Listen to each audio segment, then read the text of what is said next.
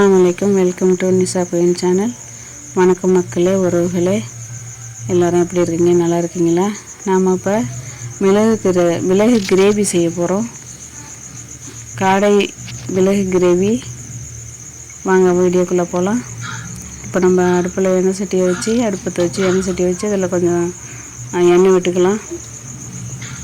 எண்ணெய் விட்டுட்டு சூடானதும் அதில் 2 வெங்காயம் நறுக்கி வச்சுருக்கோம், அதை போட்டுக்கலாம்.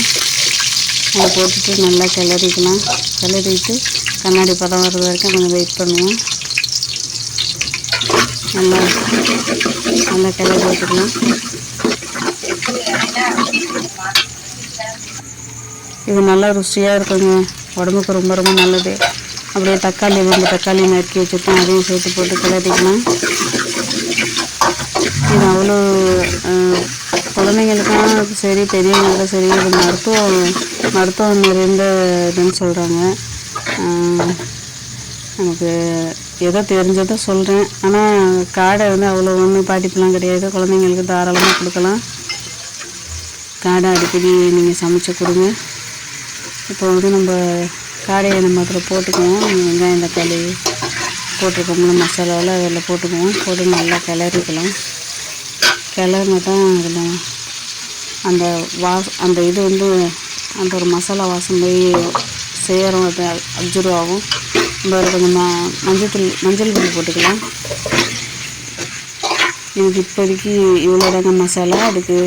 இதுக்கு ஒரு மசாலா போடணும்னா அது இன்னொரு முறை நான் வீடியோவில் அந்த மசாலா ரெடி பண்ணி போடுறேன். இப்போ நம்ம இஞ்சி பூண்டு போட்டுக்கலாம்.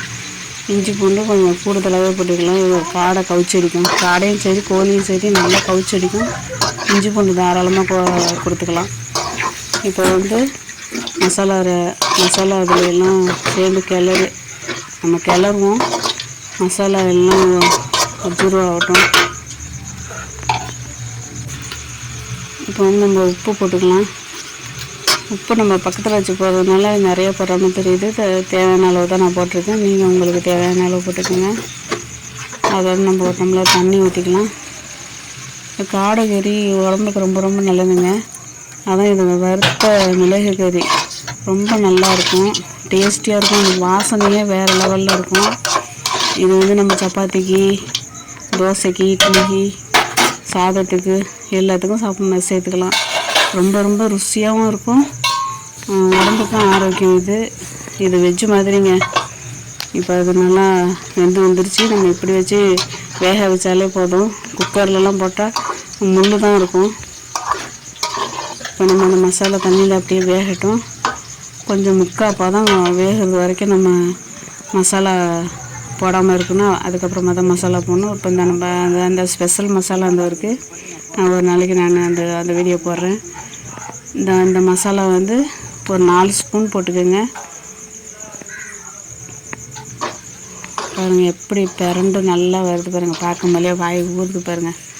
வாசனைங்க அவ்வளோ ஒரு வாசனையாக இருக்கும். கவிச்சு சாப்பிடாதவங்க கூட சாப்பிடுவாங்க, அந்த அளவுக்கு மனமாக இருக்கும். நம்ம சமையல்லாங்க பாசத்தோடு அன்போடு சமைச்சோன்னு வச்சுங்களேன், அது வேறு லெவலில் இருக்கும். அது ஆசையாக பரிமாறணும்னு வச்சுக்கோங்க, அது ஒரு சந்தோஷம். இதில் வீடியோவில் தவறாக பேசினா பண்ணியிருக்கீங்க. அந்த வீடியோ பிடிச்சதும் லைக் பண்ணுங்கள், ஷேர் பண்ணுங்கள், சப்ஸ்கிரைப் பண்ணுங்கள். நன்றி, வணக்கம். என்னோடய வீடியோலாம் உங்களுக்கு கண்டிப்பாக பிடிக்கும்னு நினைக்கிறேன். நன்றி.